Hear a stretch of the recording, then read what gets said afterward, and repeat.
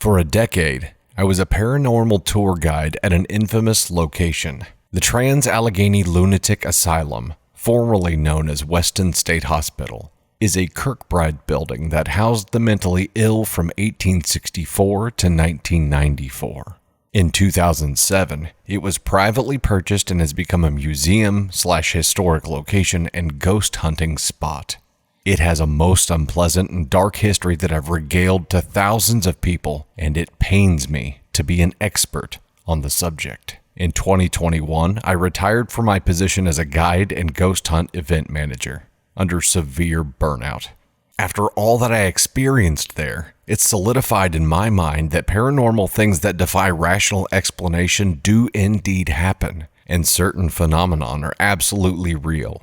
Electronic voice phenomenon, especially. It's almost October, and I'm feeling a little spooky, so here are a couple of strange things I experienced in my time there.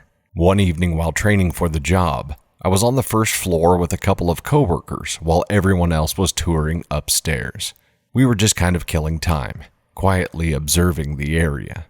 Light from outside was coming in through the windows, casting on the inner hall's wall. In that light, I watched the perfect silhouette of a man from head to hip walk through that light from left to right. I said something about it, and the three of us watched as an arm and hand moved into the light from the right side. I immediately ran into the room and began looking out that window for someone outside. There was no one there at that time. The realization that from the ground to the bottom of the window is like 7 feet didn't even occur to me. I will never forget the crisp, clear silhouette shape for as long as I live. We would run experiments with a spirit box. It rapidly scans radio frequencies and are believed to be a communication device. One person would use one with noise-canceling earbuds. All they're able to hear is the radio static and blips of a few random stations. When they hear a word or phrase, they are to say it out loud. I always liked this role in the experiment. One evening, my coworker and I ran one of these experiments in a notorious room where a murder in 1987 took place. For 10 minutes, I sat and listened to nothing but radio static through the spirit box. No blips of radio, nothing except shh of the static. I was starting to get bored when I heard a woman's voice say, "Evil!" So I spoke up and repeated the word, "Evil." Next thing I know, my coworker is shining her flashlight in my face to get my attention. I pull out the earbud and she was practically frantic saying, "It's time to go, time to go." So we haul ass out of the room, down the hall, down the next hall to this intersection before she would even tell me what happened. While I was hearing nothing but static, she said she kept hearing what sounded like someone shuffling their feet and walking around just outside the door. She said she spoke up and asked whoever is out in the hallway, "Are they nice?" That's when I spoke out and said, "Evil." In the wee hours one night, we figured it would be cool to see what happened if we shut all the doors of the ward. One of the doors, as I was closing it, the knob twisted in my hand. I was not twisting the knobs, and was forcibly pulled close. I stood there for several moments, opening and closing that door, trying to replicate what happened, trying to explain it. Finally, the person with me was like, "What the hell are you doing?"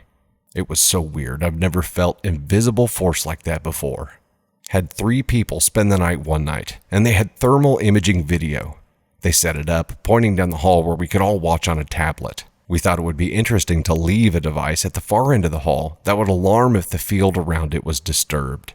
As one of the dudes walked down the hall to put it there, we could see his form on thermal imaging, clearly human-shaped in colors representing heat and warmth. When he walked by one of those doorways about a quarter of the way down the ward, the shape of a head, neck, shoulders, and upper body of a person in colors indicating cooler temperatures, lean peeked out as he walked by, like someone popped out of the room for a second as he walked by to check him out.